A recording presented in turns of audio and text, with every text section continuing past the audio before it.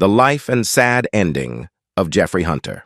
The story of Jeffrey Hunter is one that resonates with both brilliance and heartache. He was a leading man whose charm and talent graced the screens during the golden age of cinema. However, his life's narrative took a tragic turn, culminating in an untimely and somber ending that left the world of entertainment in mourning. Today, join us to discover Jeffrey's entire life, career, and tragic end. Hunter, whose full name was Hunter McKinney, entered the world on a balmy day in New Orleans, Louisiana. He was born into the loving embrace of his parents, Edith Lois Burgess and Henry Herman McKinney. The McKinney family had a proud Scottish heritage that they held dear throughout their lives. However, young Hunter's upbringing took a significant turn when, in 1930, his family moved to Milwaukee, Wisconsin. It was in this picturesque Midwestern city that Hunter's formative years were spent, culminating in his graduation from Whitefish Bay High School. During his high school days, Hunter was not just a diligent student, but also a budding talent in the world of sports and entertainment. Hunter's journey into the world of entertainment began at an early age when he started participating in local theater productions and radio broadcasts during his teenage years. He cut his teeth in the world of performance by working at station WTMJ-FM and the Children's Theater of the Air, which was proudly sponsored by the Wauwatosa School Board. These early experiences kindled a deep passion for the arts within him.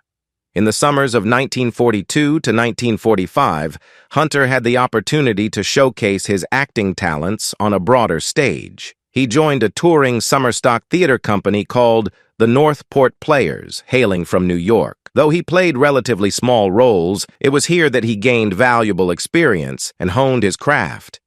As he neared the end of his high school journey, Hunter's foray into professional radio commenced.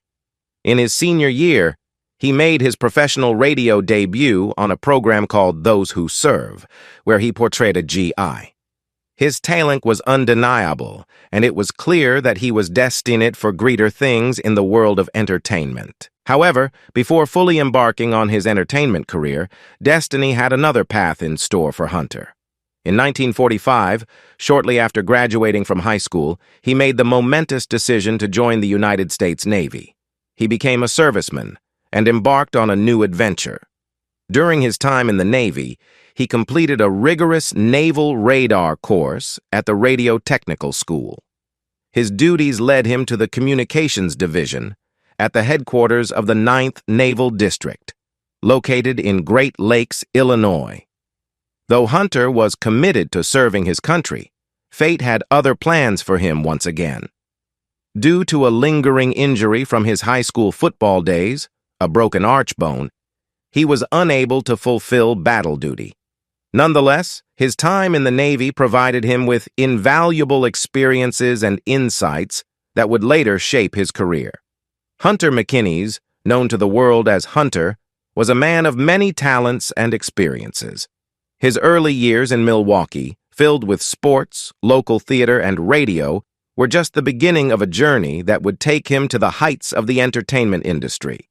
Jeffrey Hunter's remarkable journey through life was marked by a series of intriguing twists and turns.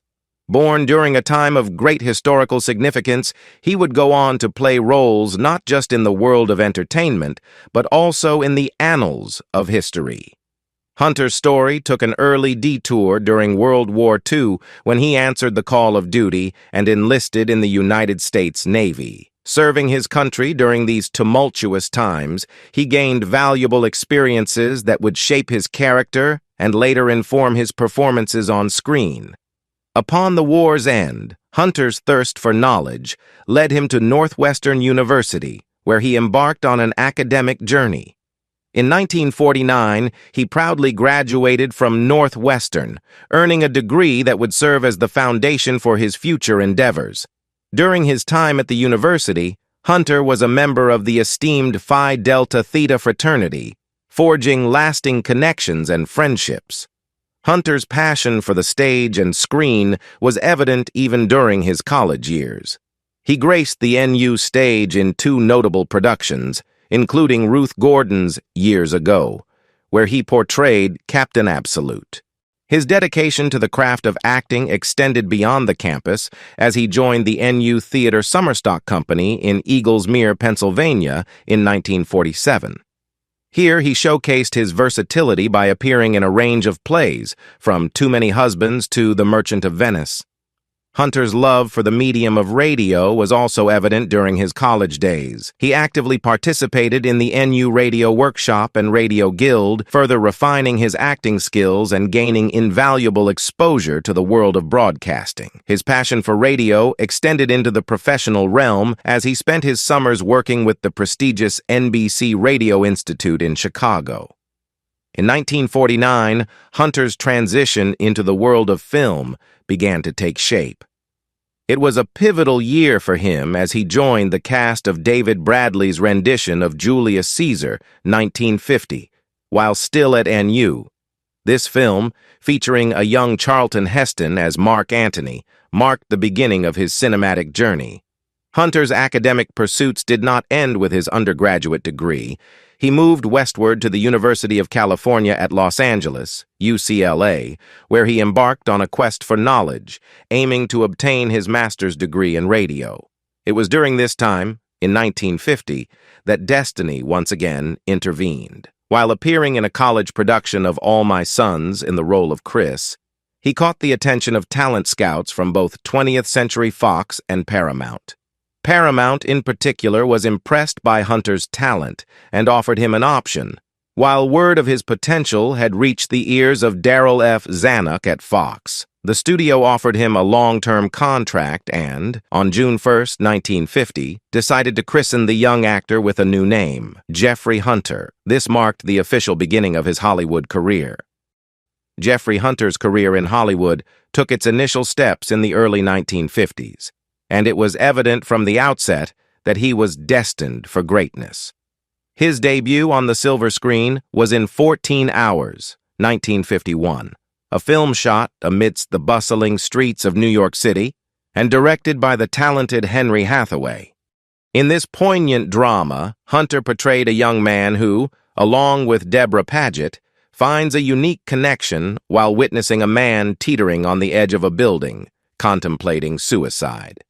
Although his role was small, it marked the beginning of his cinematic journey and hinted at his ability to capture complex emotions on screen.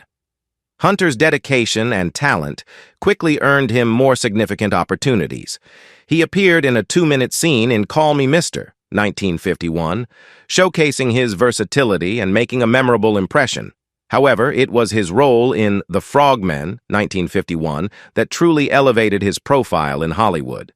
Directed by Louis Milestone and featuring an ensemble cast, including Richard Widmark and Dana Andrews, the film was an all-male war drama that allowed Hunter to demonstrate his acting prowess. This marked his first notable supporting role in a major production, and it hinted at the promising career that lay ahead.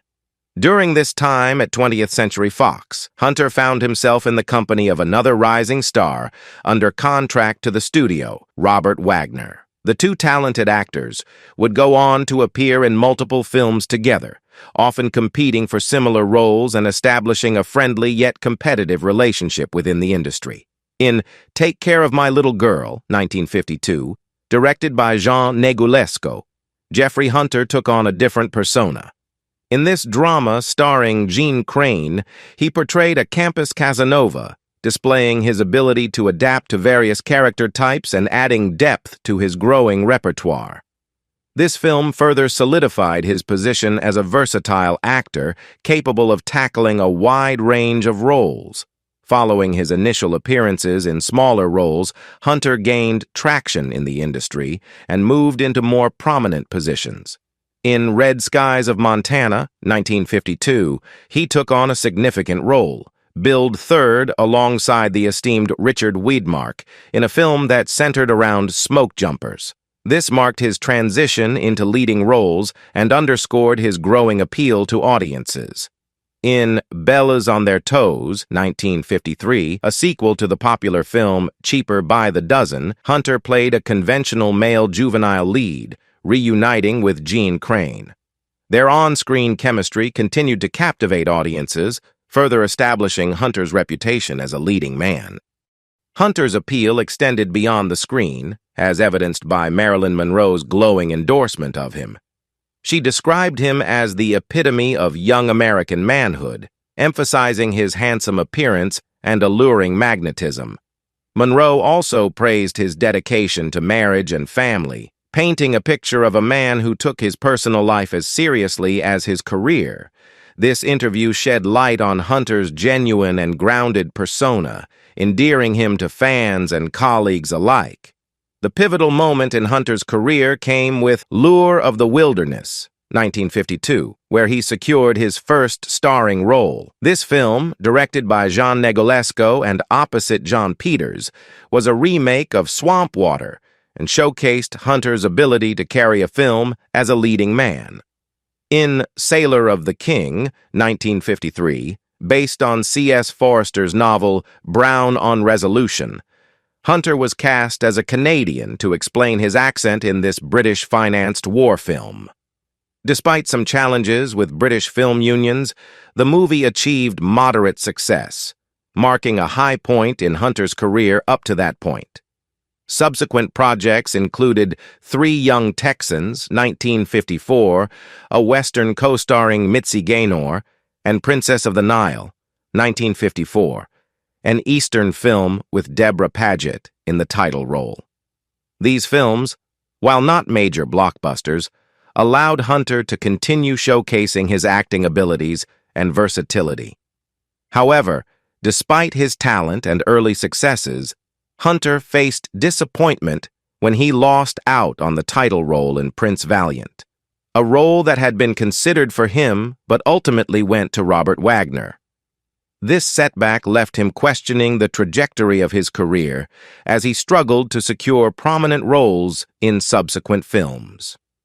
Jeffrey Hunter's career continued to evolve as he ventured into different roles and projects, both within and outside the confines of 20th Century Fox. In 1955, Fox lent him and Deborah Paget to Allied Artists for 7 Angry Men, where Hunter portrayed Owen Brown, an abolitionist. Raymond Massey led the cast in this historical drama, which explored the fervent period of American history leading up to the Civil War. Hunter's participation in this film showcased his versatility in tackling roles with historical and social significance. Following this, Hunter starred in White Feather, 1955, a Western in which he played the role of an Indian chief, essentially supporting Robert Wagner. The film proved to be a moderate box office success, further cementing Hunter's reputation as a versatile actor capable of adapting to various genres and character types. Despite this success, Hunter began to feel restless about the trajectory of his career, as no immediate projects were on the horizon. In response to this restlessness, Hunter took a proactive step by establishing Hunter Enterprises, a production company, in collaboration with his friend Bill Hayes.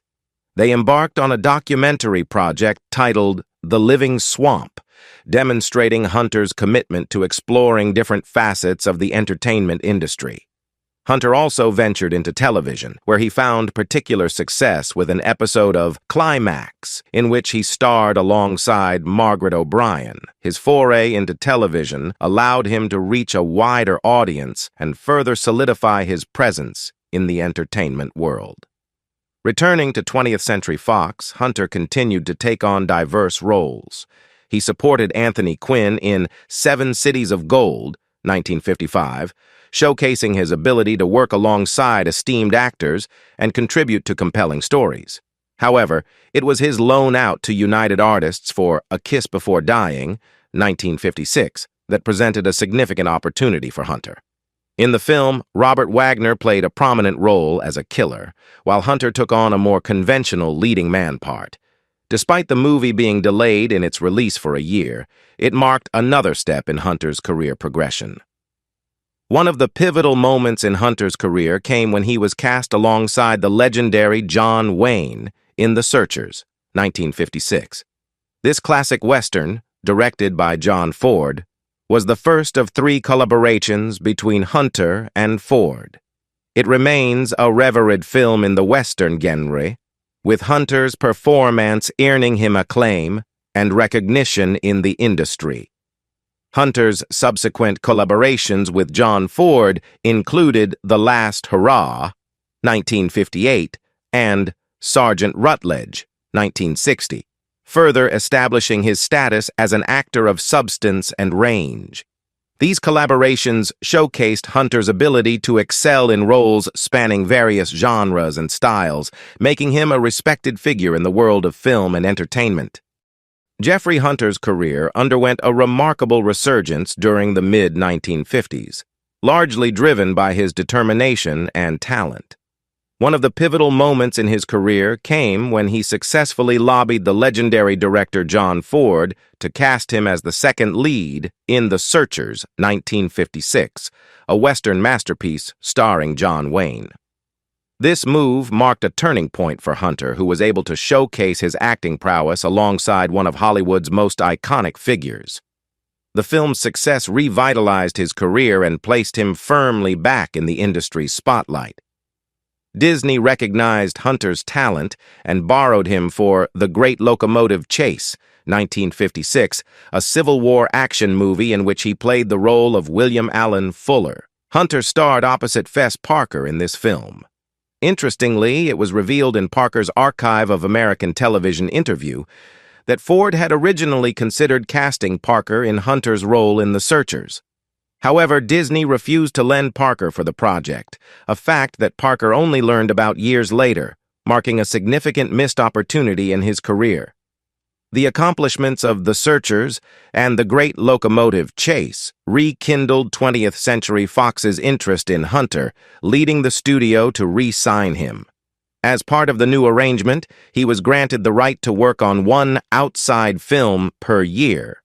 Hunter continued to impress with his performances, supporting Robert Ryan in The Proud Ones, 1956, and collaborating with Fred MacMurray in Gun for a Coward, 1957, a Western for Universal Studios originally intended for James Dean. These roles highlighted Hunter's versatility and his ability to work effectively alongside established Hollywood stars. Returning to 20th Century Fox, Hunter reunited with Robert Wagner to portray the infamous James brothers in The True Story of Jesse James, 1957, directed by Nicholas Ray. While the film achieved moderate popularity, it did not receive widespread critical acclaim. Fox continued to entrust Hunter with leading roles, as demonstrated in The Way to the Gold, 1957, another Western. Despite its low budget, the film proved profitable and showcased Hunter's ability to carry a production. In No Down Payment, 1957, an exploration of the lives of young people, Hunter was one of the several leads. While not a blockbuster hit, the film received critical acclaim for its early work by director Martin Ritt, further enhancing Hunter's reputation as a talented actor willing to take on diverse roles.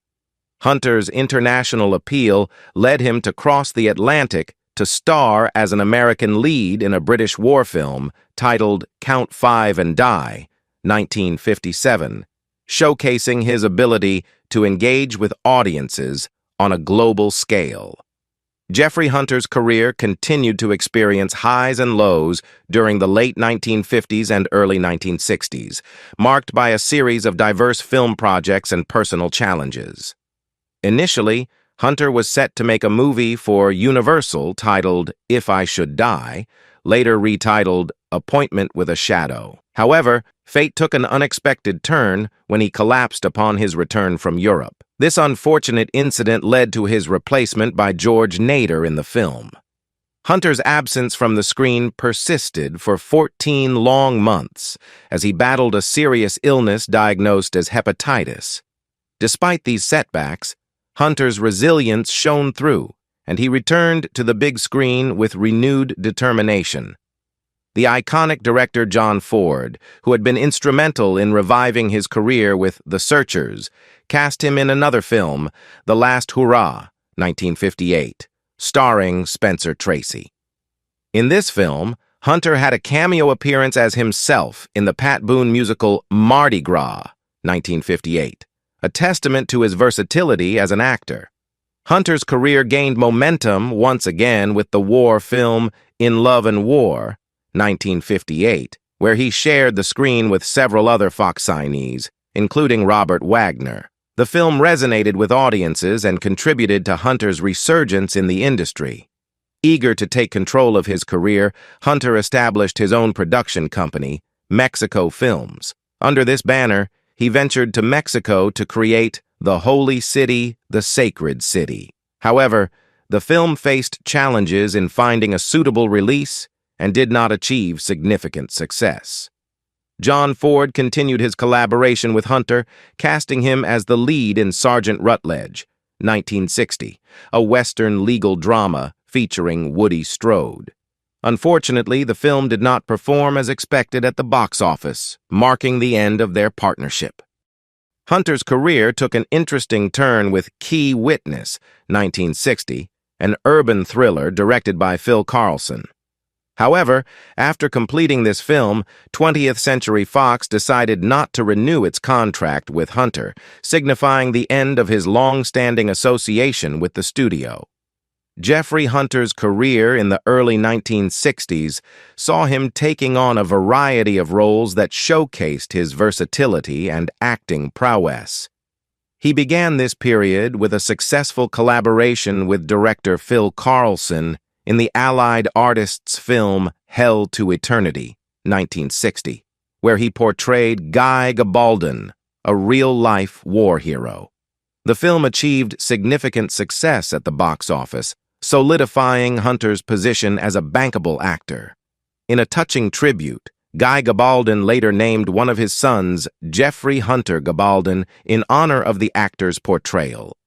One of the most notable roles of Hunter's career came when director Nicholas Ray cast him as Jesus Christ in the epic film King of Kings, 1961. Produced by Samuel Bronston, this $8 million production was a significant undertaking, and Hunter's portrayal of the central figure in Christianity was met with a wide range of critical reactions. Some praised his performance, while others were skeptical due to his youthful matinee idol appearance. However, the film was a box office hit and remains one of the most memorable roles in Hunter's filmography. He expressed his profound connection to the role, noting the inspiration he derived from it and the lasting impact it had on audiences worldwide. Upon returning to Hollywood, Hunter deliberately sought out diverse roles, highlighting his commitment to versatility. He took on the character of a psychopathic killer in an episode of Checkmate and played the lead in the heist thriller Man Trap, 1961, directed by actor Edmund O'Brien.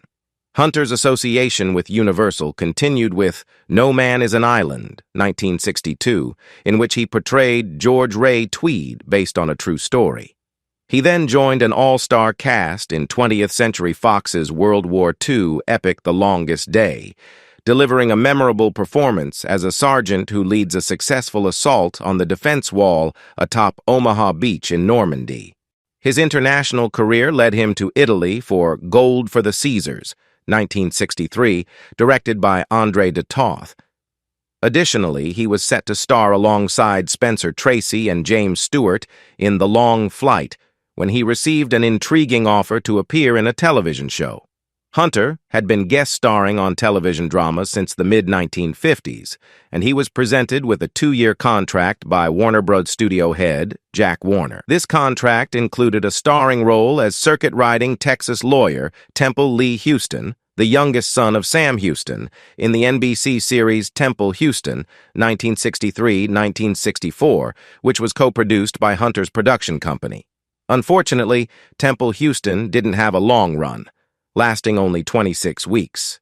However, it was during this time that Hunter received an offer that would leave an indelible mark on his legacy. In 1964, he accepted the lead role of Captain Christopher Pike in The Cage, the first pilot episode of the now iconic series Star Trek.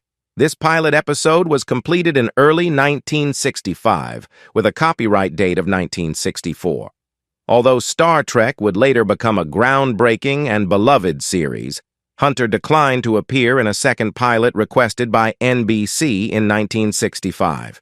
He chose to focus on film roles, expressing his love for motion pictures and his anticipation of a busy career in the medium. Later in 1965, Hunter filmed the pilot for another NBC series, the espionage thriller Journey into Fear, but the network ultimately rejected it. Jeffrey Hunter's career continued to be marked by a willingness to tackle diverse roles and a commitment to his craft, leaving a lasting legacy in both film and television. As the studio contract system began to fade in the early 1960s, Jeffrey Hunter, like many leading men of the 1950s, adapted to the changing landscape of the film industry. He sought opportunities in various parts of the world, including Italy, Hong Kong, and Mexico, and occasionally took guest roles in Hollywood productions. Hunter's filmography during this period included a range of genres and international productions. In 1965, he appeared in the William Conrad thriller Brainstorm, the Western Murrieta, and the spy film Dimension 5. Notably, he also filmed Strange Portrait in Hong Kong, although the movie was ultimately unreleased. Additionally, he starred in A Witch Without a Broom, 1967, a comedy fantasy set in Spain. Hunter continued to make guest appearances on television, showcasing his talent in various roles. His television credits during this period included appearances on shows such as Insight, Daniel Boone, and The FBI. In 1967, Hunter had a cameo role in A Guide for the Married Man. He also took the lead role in a Western filmed in Spain, The Christmas Kid, 1967, directed by Sidney W. Pink. Another significant project during this period was Custer of the West, 1968, another film shot in Spain. Returning to Hollywood, Hunter supported Bob Hope in The Private Navy of Sergeant O'Farrell, 1968. He also ventured into low-budget films, such as Find a Place to Die, 1968, a spaghetti western in which he played the lead role. His international film endeavors continued with appearances in Italian films like Sexy Susan Sins Again, 1968, and Cry Chicago, 1969. Tragically, Jeffrey Hunter's career was cut short. He was set to make A Band of Brothers with Vince Edwards when he passed away, marking the end of a journey that had spanned international borders and a wide range of film genres. Despite the challenges of changing industry dynamics, he remained dedicated to his craft, leaving behind a legacy of versatile performances in both Hollywood and international cinema. In November 1968, while filming Cry Chicago, also known as Viva America, in Spain, Jeffrey Hunter experienced a harrowing on-set incident that would later have tragic consequences. The film, centered around the Chicago Mafia, witnessed an unfortunate accident involving Hunter. A car window near him had been rigged to explode outward, but through a twist of fate, detonated inward instead. The explosion caused Hunter to suffer a serious concussion, and the impact of the incident was profound. According to his wife, Emily, Hunter went into shock on his flight back to the United States after the filming concluded. He was in such a dire state that he could hardly speak or move. Concerned about his well-being, Hunter was rushed to Good Samaritan Hospital in Los Angeles upon landing. Medical examinations were conducted, but doctors could not detect any major injuries apart from a displaced vertebra and the concussion. Tragedy struck again on the afternoon of May 26, 1969, when Jeffrey Hunter suffered an intracranial hemorrhage at his home in Van Nuys, California. He had been descending a flight of stairs when he fell, causing him to topple over a planter and hit his head on the banister, which resulted in a fractured skull. Frank Bello, a visiting friend, discovered Hunter unconscious and immediately sought help. Hunter was rushed to Valley Presbyterian Hospital, where medical professionals determined that he needed brain surgery to address the severe injuries. Despite the best efforts of the medical team, Jeffrey Hunter passed away at approximately 9:30 the following morning, at the tender age of 42. His untimely death was a tremendous loss to the entertainment industry and to those who had admired his work over the years. The funeral for Jeffrey Hunter took place at St. Mark's Episcopal Church in Van Nuys on May 31st.